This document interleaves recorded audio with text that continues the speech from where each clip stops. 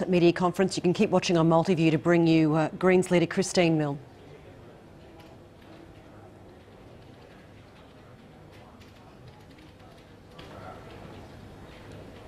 For threatened species, and now he and Greg Hunt have contributed to the deterioration of the Great Barrier Reef. The Great Barrier Reef is dying, and Tony Abbott is hastening its death. By deciding to approve the Abbot Point dredging and dumping into the waters around the Great Barrier Reef, Tony Abbott has made it clear that he puts industrialising the reef, giving approvals to coal mines and gas facilities for his big business mates, is a much greater priority for him than protecting the reef and the 63,000 jobs that depend on it. I visited the Great Barrier Reef during the recent election campaign, and at the Whitsundays met with some of the tourism operators who have their businesses dependent on the pristine waters of the reef. And they made it clear to me that the mining industry is just taking over the Queensland coast. The mining industry is now funding the tourism organisations. The mining industry will see the end of the reef. With both accelerated global warming, ocean acidification, and now the dumping of sludge into the reef, and it can travel up to 80 kilometres. So any suggestion that this will be controlled by the Queensland government or by any conditions is an utter and complete nonsense. This is the death knell for the Great Barrier Reef, turning it into a coal highway, filling it with sludge, is unacceptable to the whole country. It is a blow to our self-definition.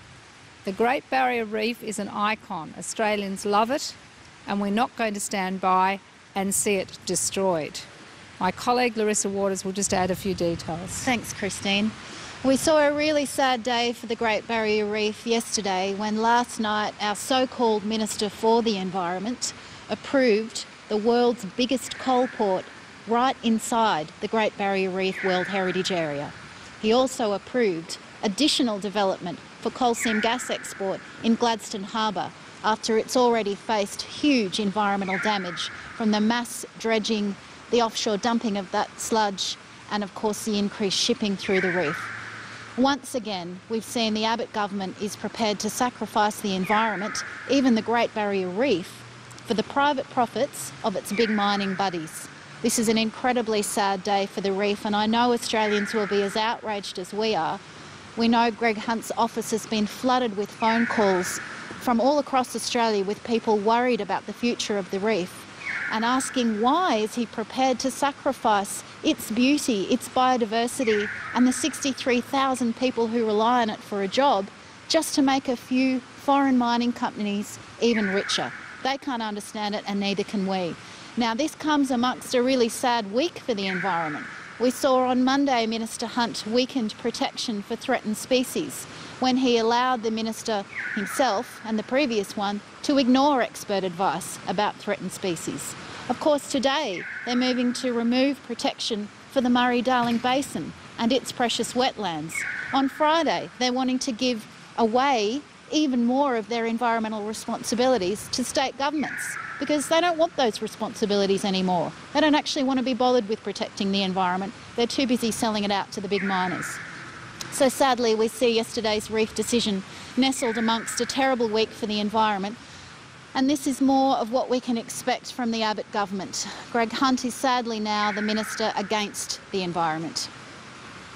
Greg Hunt says that these projects will be subject to the strictest environmental conditions in Australian history. Is he right? Look, sadly, I have no confidence that the conditions that Mr Hunt has imposed will either be complied with or enforced or work.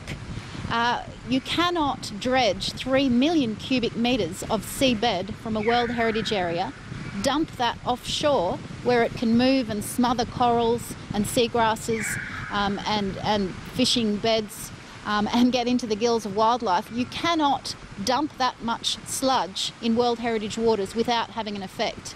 And what's more, the Queensland government and the federal government have slashed the staff that are responsible to enforce those conditions.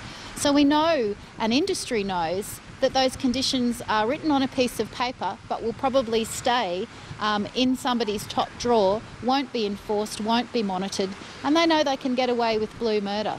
Now there's a spurious condition that the Minister has included about asking farmers to do even more to avoid runoff to the reef. Now the quantum that the Minister is asking the dredgers to try and avoid in order to compensate for them being able to dump offshore is 20 times the amount of sediment that's been saved from the reef in 5 years of 2 governments. So, put another way, we've had a huge effort by the federal government, the Queensland government, farmers to try and reduce runoff. Greg Hunt now thinks that the dredgers will be able to achieve that with the click of their fingers, 20 times that amount. It's not going to work. It's a magic pudding condition that the Minister knows can't be complied with and won't be complied with. So The Greens' Larissa Waters, along with leader Christine Milne there, saying the government approval of the Abbot Point coal terminal in Queensland, which will involve dredging and 3 other industrial projects, will spell the death knell for the Great Barrier Reef. Let's bring in, or you can continue to watch that, I should add, on Multiview. Let's bring in our political reporter, Laura Jays, and we heard, Laura, the Greens, they're